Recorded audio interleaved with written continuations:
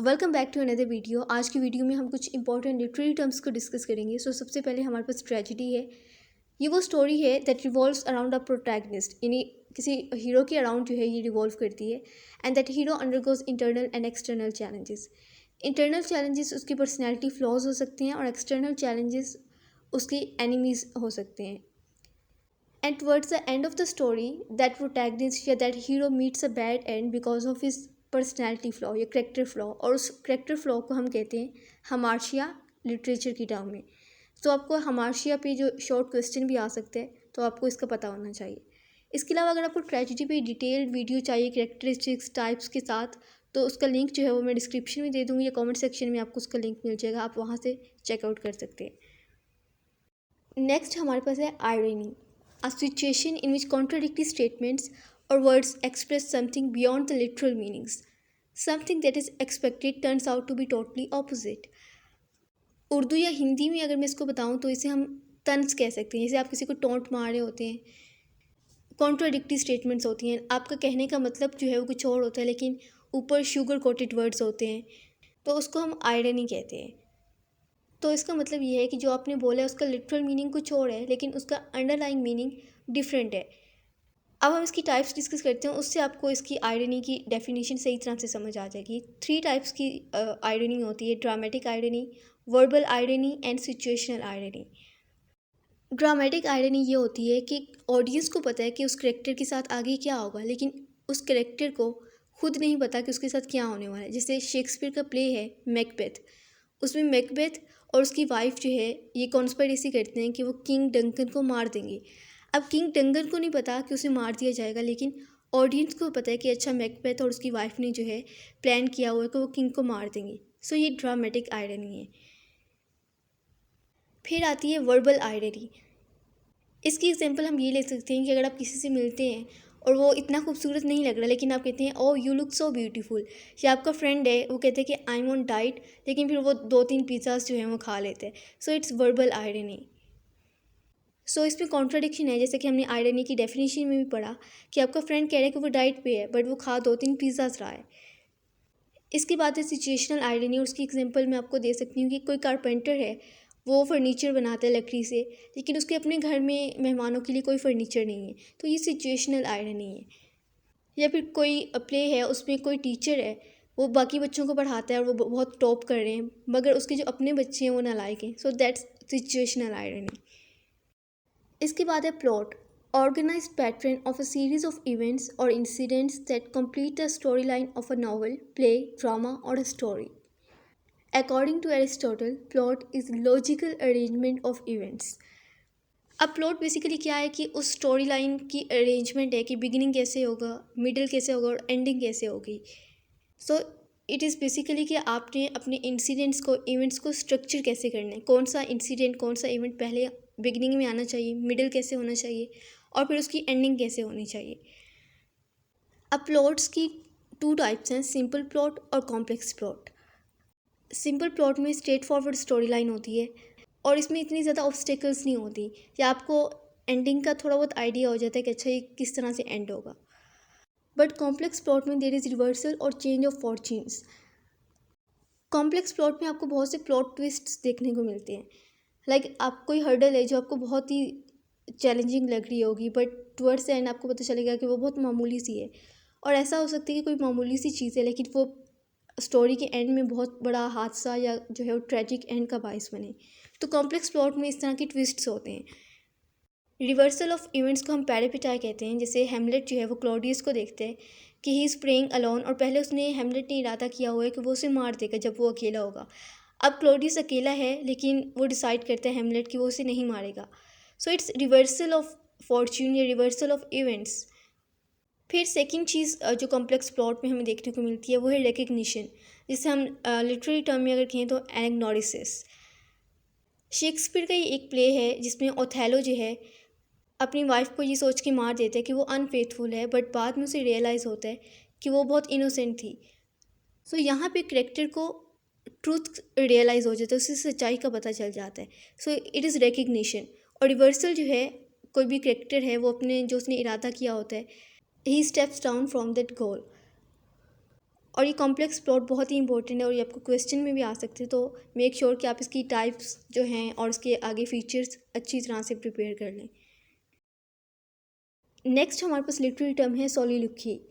अब ये वो स्पीच होती है जिसमें character talks to himself and expresses और articulates his feelings and desires. अब आप में से बहुत से बच्चों को ये कन्फ्यूजन हो रही होगी कि सोलिलोक्वी और ड्रामेटिक मोनोलॉग में डिफरेंस क्या है, क्योंकि दोनों में जो है वो कैरेक्टर की एक लंबी सी स्पीच होती है, तो इसमें फ़र्क क्या है। इसमें डिफरेंस ये है कि सोलिलोक्वी में जो है वो कैरेक्टर कि जो थॉट्स हैं वो ऑब्वियसली हमें प्ले में दिखा तो नहीं सकते, तो उसको हम स्पीच की सूरत में जो है वो राइटर शो करवाता है और उस करेक्टर को नहीं पता होता कि ऑडियंस जो है वो उसकी थॉट्स को या फीलिंग्स को सुन रही है। बट ड्रामेटिक मोनोलॉग में ये होता है कि करेक्टर चाह रहा होता है कि अगला बंदा उसकी बात सुने और वो इस बात से अवेयर होता है कि ऑडियंस जो है वो उसकी बात को सुन रही है, जबकि सोलिलोक्वी में इसकी ऑपोजिट है। करेक्टर को पता नहीं होता कि बाकी ऑडियंस जो है वो उसको सुन रही है, वो अपने आप से बातें कर रहा होता है। लेकिन ड्रामेटिक मोनोलॉग में करेक्टर चाह रहा होता है कि बाकी करेक्टर्स या बाकी जो ऑडियंस है वो उसकी बात को सुने। जैसा कि रॉबर्ट ब्राउनिंग की एक पोइम है द लास्ट डचेस, उसमें ड्यूक फेरेरा जो है वो लिसनर से बात कर रहा है, लेकिन वो जो सेकंड कैरेक्टर जो लिसनर है वो कोई रिस्पॉन्स नहीं कर रहा, वो सिर्फ उस ड्यूक को सुन रहा है। और ड्यूक फेरेरा जो है वो इस बात से अवेयर है कि सेकंड बंदा या जो लिसनर है वो उसकी बात को सुन रहा है। सो ये ड्रामेटिक मोनोलॉग है और सोलिलोक्वी में कैरेक्टर सिर्फ अपने आप से बातें कर रहा होता है। आई होप कि आपको इसमें डिफरेंस क्लियर हो गया और अगर आपको फिर भी कन्फ्यूजन है तो आप मुझसे कमेंट सेक्शन में पूछ सकते हैं। नेक्स्ट टर्म हमारे पास है कैथारसिस, जो कि ग्रीक वर्ड कैथारसिस से निकला है और इसका मीनिंग है प्योरिफिकेशन और क्लींजिंग।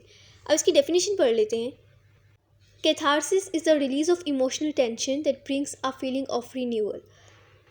इसको मैं इस तरह से एक्सप्लेन कर सकती हूँ कि जब आप रोते हैं तो उसके बाद आप अपने आप को काफ़ी लाइट महसूस करते हैं, आपके अंदर जो सप्रेस्ड फीलिंग्स होती हैं, जो इमोशनल टेंशन होती है वो ख़त्म हो जाती है। So that's catharsis.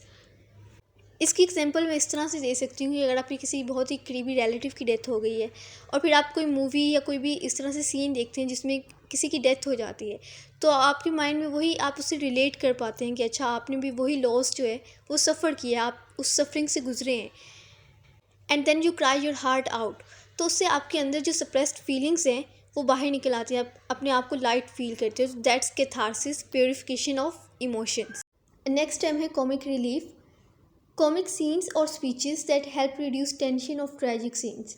अब सपोज आप कोई ट्रेजिडी प्ले देख रहे हैं और उसमें कोई ऐसा सीन है जिसमें किसी करेक्टर का मर्डर हो गया है, तो उस फीलिंग्स को न्यूट्रलाइज करने के लिए, बैलेंस करने के लिए कुछ कॉमिक सीन्स डाले जाते हैं। अब कॉमिक सीन्स ऐसा नहीं होता कि वो इतने ह्यूमरस हों कि आप जो है वो कह के लगाने लग जाए, उनमें बहुत लाइट सी कॉमेडी होती है। जैसे कोई कैरेक्टर जो है वो दूसरे कैरेक्टर को हंसी मजाक में थप्पड़ मार देगा या कोई कैरेक्टर जो है वो स्लिप होकर गिर जाता है, तो इस तरह के लाइट से जो है वो कॉमिक सीन्स होते हैं। अब इसमें दो तरह के हो सकते हैं, इंटरनल कॉमिक रिलीफ और external comic relief. Internal comic relief वो होता है जिसमें ऑडियंस के साथ साथ कैरेक्टर खुद भी हंसता है। जैसे जो कैरेक्टर है वो कोई जोक सुनाता है तो वो खुद भी हंसता है और ऑडियंस भी हंसती है। लेकिन एक्सटर्नल कॉमिक रिलीफ में सिर्फ ऑडियंस हंसती है लेकिन वो कैरेक्टर खुद नहीं हंसता। जैसे अगेन मैं एग्जांपल लूँगी कि कोई कैरेक्टर जो है वो स्लिप होकर गिर जाता है तो ऑडियंस हंसेगी बट वो कैरेक्टर खुद नहीं हंसेगा। सो कॉमिक रिलीफ से मुराद वो कॉमिक सीन्स हैं जो कि ट्रेजिडी में जो है वो डाले जाते हैं ताकि ट्रेजिडी की जो टेंशन है उसको थोड़ा कम किया जा सके। नेक्स्ट है हमारे पास metre, structural elements to organise poetic lines into rhythmic units. अब मीटर का इस्तेमाल पोइट्री में इसलिए किया जाता है ताकि उसे ब्यूटीफाई किया जा सके और जब आप उसे पढ़ें तो उसमें एक रिदम क्रिएट हो। ये जो एग्जांपल आपको यहाँ पे नज़र आ रही है ये आयम्बिक पेंटामीटर की है। अब आयाम किसे कहते हैं? ऐसा फुट जिसमें पहला सिलेबस जो है वो अनस्ट्रेस्ड हो और सेकंड सिलेबस स्ट्रेस्ड हो। हर फुट में 2 सिलेबल्स होते हैं और उसे हम मीटर कहते हैं। अब चूंकि ये पेंटामीटर है तो इसमें 5 फुट होंगे और 10 सिलेबल्स होंगे। अब हम देख लेते हैं कि ये कैसे आयम्बिक पेंटामीटर है। एज जो है वो अनस्ट्रेस्ड है, येट स्ट्रेस्ड है, बट अनस्ट्रेस्ड है, नॉक ये स्ट्रेस्ड है, फिर ब्रीथ जो है वो अनस्ट्रेस्ड है, शाइन ये स्ट्रेस्ड है, एंड अनस्ट्रेस्ड है, सीक स्ट्रेस्ड है, टू अनस्ट्रेस्ड है, एंड मेंट स्ट्रेस्ड है। अब यहाँ पे आपको कितने सिलेबल्स देखने को मिले? 10 सिलेबल्स हैं और 5 फुट हैं। एक अनस्ट्रेस लेवल और एक स्ट्रेस लेवल ने मिलकर एक फुट बनाया और उसे हम मीटर कहते हैं। अब अगर आयम्बिक हेक्सामीटर होगा तो उसमें 6 फुट होंगे, अगर टेट्रामीटर होगा तो उसमें 4 फुट होंगे और 8 सिलेबल्स होंगे। तो आई होप कि आपको ये समझ आ गई है, क्योंकि बहुत डिटेल में जाएंगे तो आप कंफ्यूज हो जाएंगे। नेक्स्ट हमारे पास है ब्लैंक वर्स। ये वो पोइट्री है जिसमें लाइंस जो हैं वो अनराइम्ड होती हैं, इसमें कोई राइमिंग स्कीम नहीं होती, बट इनमें कोई स्पेसिफिक मीटर यूज़ हो रहा होता है। और ज़्यादातर जो है ये ब्लैंक वर्स आयम्बिक पेंटामीटर में लिखी जाती है। फ्री वर्स भी पोइट्री की टाइप है, बट इसमें ना ही तो कोई राइमिंग स्कीम होती है, ना ही कोई मीटर फॉलो होता है, और ना ही कोई स्पेसिफिक पैटर्न होता है। और चूँकि ये फ्री स्टाइल में लिखी जाती है तो इसे फ्री वर्स कहते हैं। नेक्स्ट लिटरेरी टर्म हमारे पास है एलिजी, और ये भी पोइट्री की टाइप है। A melancholic poem that laments the loss of a friend और लव्ड वन। तो ये ऐसी पोइम होती है जो अगर आपकी किसी क्लोज्ड वन की डेथ हो जाए तो उसके बारे में लिखी जाती है, और इसमें जो पोइट है वो अपनी इमोशंस और फीलिंग्स बयान करता है। इसकी एग्जांपल है जॉन मिल्टन की पोइम लिसिडास, जो कि उन्होंने किंग एडवर्ड की डेथ पे लिखी थी, and he was very close friend of John Milton. King Edward अपनी फैमिली से मिलने आयरलैंड जा रहे थे और समंदर में जो है इनकी कश्ती डूब गई थी, और इसी दौरान जो है वो उनकी डेथ भी हो गई थी। तो उस पे जॉन मिल्टन ने जो है ये पोइम लिसिडास लिखी थी। आई होप कि आपको ये सारी लिटरेरी टर्म्स क्लियर हो गई हैं। If you still have any question do let me know in the comment section, and I will try to reply as soon as possible.